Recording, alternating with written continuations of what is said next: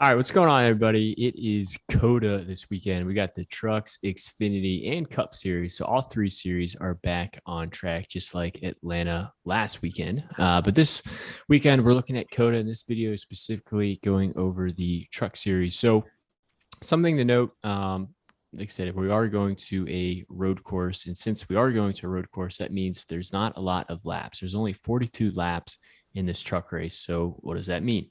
Means there's not really that many dominator points available this weekend. So they aren't necessarily that important. It's going to be relatively a lower scoring weekend. However, you don't want to completely ignore dominator points, but just keep that in mind. There's not that many laps, so there's not that many points to be scored. So what are the other ways you can score points? Well, you can score points through place differential or finishing potential. So with practice and qualifying, I think what I'm going to try to do is just target guys who I figure can finish top 15 or can get positive place differential points and finish top 15. If you can find a combination of place differential and finishing potential, I think that is going to be the way to go. And lastly, if you are looking at data from last year, just keep in mind it was like a torrential downpour that weekend. I know the Cup race, I think, got called early. A lot of guys wrecked out. I think the truck race finished in the rain too. So just keep that in mind. There's always a chance it could rain this weekend, but weather looks pretty good. So just keep that in mind if you are focusing on last year's data. But we got Crazy Kev and Coop back on the preview podcast this weekend. So whatever one of you guys wants to either share your thoughts on some of these initial drivers, or if there's anything from a preview and strategies standpoint that I didn't mention that you guys do want to mention, feel free to jump in. All right, I guess I'll start off with the this high end group here. We got KFB running this week. Obviously, he's coming in at that super high salary. Obvious reason, one of the best trucks, one of the obviously dominates trucks.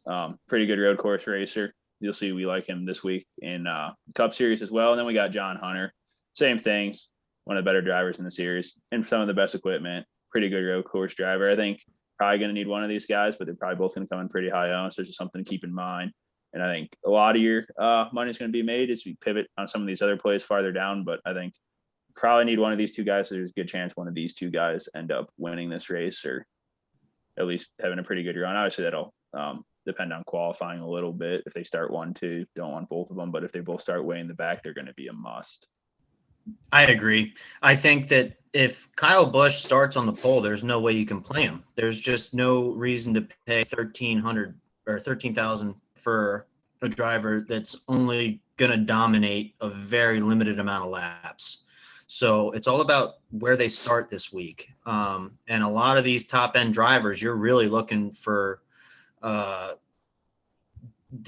place differential as well as finishing potential. So it's really all about where these guys start. And that's really going to be how we play them. Very different than a typical truck race. A lot of times we're looking to plug in either Kyle Busch or John Hunter Nemechek because we're expecting them to dominate a lot of laps, get a lot of laps led. And this week, there's just not that much of it. So we're really going to need to see where these guys start and play our lines off of that.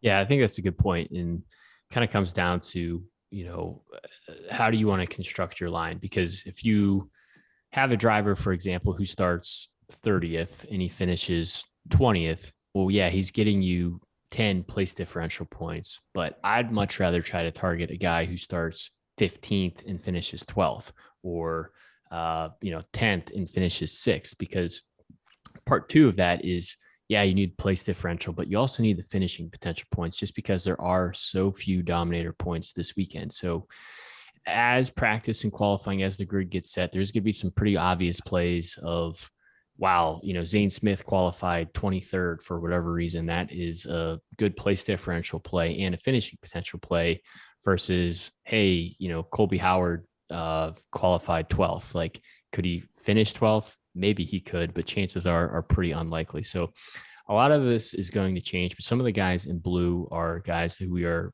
coming into the week, relatively high on, relatively interested in seeing how they're going to perform.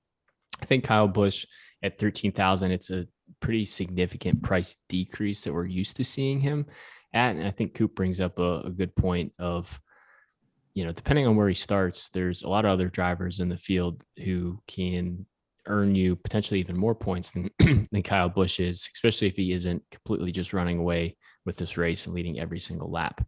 But it is possible. But again, there isn't that many dominator points up for grabs, and it's going to take him a long way to get around that track.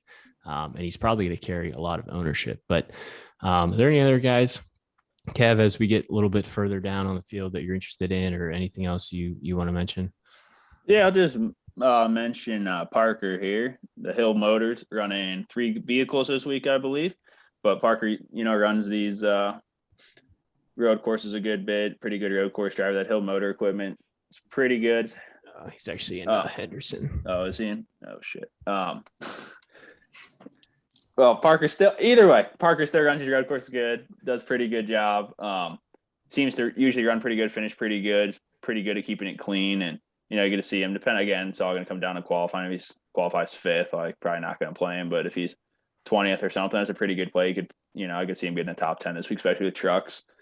They didn't get much experience last year because it was wet. We see the trucks wreck more. Road course, we tend to see more accidents just because they have to turn their wheel right. And that's really difficult for some of these guys. So, it's just someone to keep an eye on. I fully agree. Parker is somebody last year that would start in the back because of the formula last year, but we're not getting that this year. So we're just going to have to see where these guys qualify. That was somebody that we would plug in every week because he'd be starting from the back and we knew he was going to move forward. This year, not so much. So we just got to see where these guys qualify and play who we feel is the best driver that could move up. If somebody has an issue in qualifying but still has great equipment and looks like they're going to move forward, that's the plug-in. So we just got to wait until qualifying and see who it is. But we've got a lot of drivers here that we have a lot of interest in, depending on where that qualifying spot is.